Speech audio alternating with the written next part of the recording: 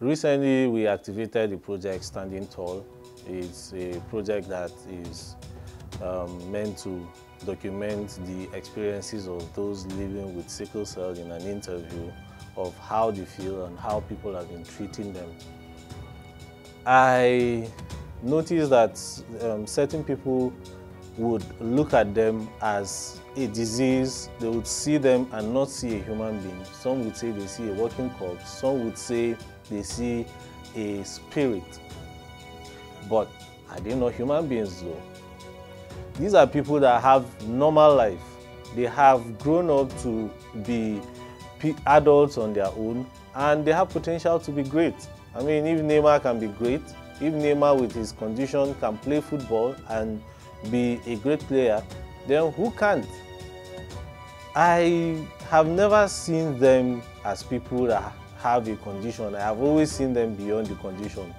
Why? Because everybody has a condition. Everybody is either battling diabetes or hepatitis or one sickness or the other. Some people have HIV, some even have typhoid or malaria. What makes us different from them? The only thing that makes us different from them is that they fall sick more frequently. Aside that, what of those that don't fall sick? I know of somebody that has sickle cell that has never had a crisis. Why? Because the person is O negative. So the question is, why stigmatize when you can be a support system, when you can show love to those people? Some of them are privileged, some are not. Those that are privileged are even helping to reach out to those that are underprivileged. But the society has defined standards and they see them with this condition, and it becomes a standard of measurement for them. Measuring the love you give them, measuring the care you try to show to them. We believe it has to be a family member to be able to care for them. But we're saying that why make somebody become suicidal? Why make somebody give up on life? Simply because you feel like taunting the person with the words of your mouth. We can do better than that. We can show somebody his own path to greatness. We can show somebody a support for a life that will show him love. Even if he doesn't live long on earth, he will die knowing that people were there to support him. I have friends with sickle cell.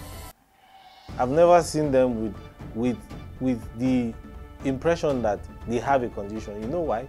Because they are my support system. They have helped me through life. They have blessed me in different ways that I cannot even comprehend. Sometimes they borrow me money, sometimes they dash me money, sometimes they help me to do the work I do. Sometimes they are there to help with fueling my generator, sponsoring my projects. And why do they do that? It's because they believe in me. So if they saw humanity as a race that treats them badly, would they even want to help me? They wouldn't. Unfortunately for us, our parents, some of them were not able to do their genotype test, and now they have children that have sickle cell. What of you that knows your genotype is not compatible and you want to gamble it? What does gambling mean in this case? You gamble your AS status, you get married, and you have a child with SS.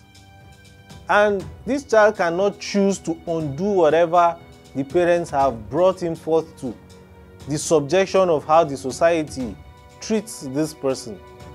In Nigeria, ours is even more stereotyping and stigmatizing than the rest of the world, because the world has moved past this kind of stigma. The world is looking for ways in which to accommodate people. We're living in a COVID-19 era. We had HIV. HIV came in and people would stigmatize, stereotype, and now people have even forgotten that there is a condition, there is a disease, there is a condition called HIV. Why? Because it's now normal. It's a condition that we now live with. Some people were born with HIV. They didn't choose it. They can't undo it. Does it mean they should stop living? Does it mean you should make them to stop living? we can have a better society. We can be a better people. You have a child with SS and you sleep at night. Your mind is at rest and the child is going through pain, something you would have avoided for the child. Even if the child decides he wants to undo this, how does he go about it? That's why some of them, the best way to undo it is to commit suicide. Some of them battle through it with depression. But you can put a smile on somebody's face. They already have a lot to deal with as it is. The condition itself is a lot to deal with. Not a lot to deal with because they are a curse or because they are a walking corpse. Because it's nothing they can do about it. And it's enough to deal with because the society is stigmatizing them. So why add your own? Why make them feel rejected when you can empathize? You can show love. There are people living with disabilities. Show love. Some of these people are brilliant, intelligent. There are people living with sickle cell that are today governors in Nigeria. There are members of House of Representatives. Has anybody stopped recently to say, oh, this person is sickle cell? He has sickle cell. So we should go and unvote him, or we should go and impeach him, or we should go and recall him. See people beyond the condition. See people beyond the stigma.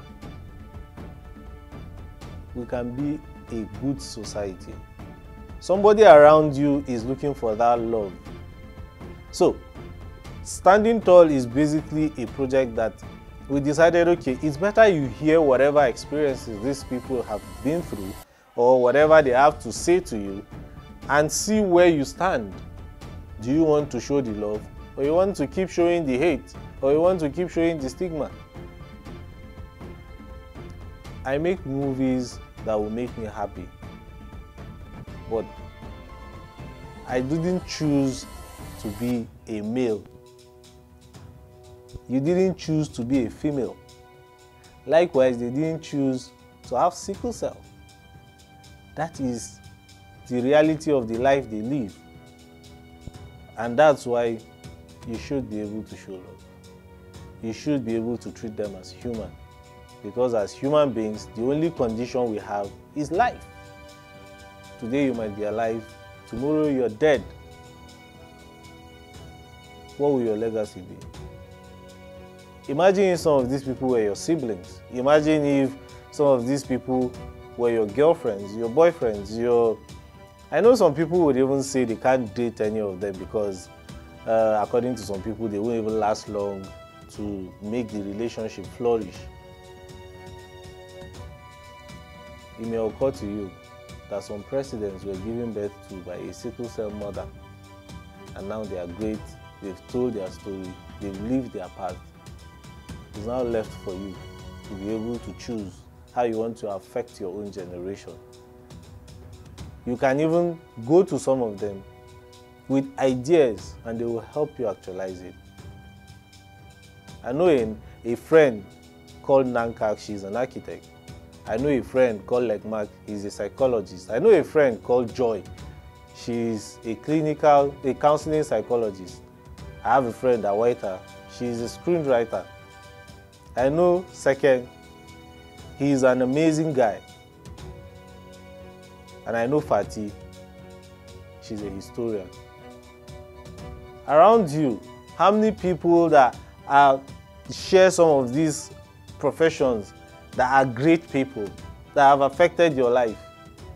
And how many of them have caused you pain? The question is not who has affected you or who has caused you pain.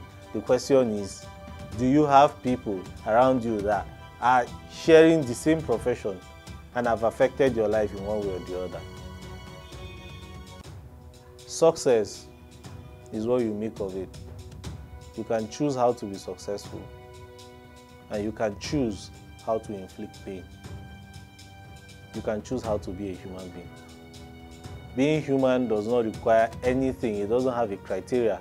The only criteria is you're alive, and you can touch somebody's life positively. So be that positivity we're looking for.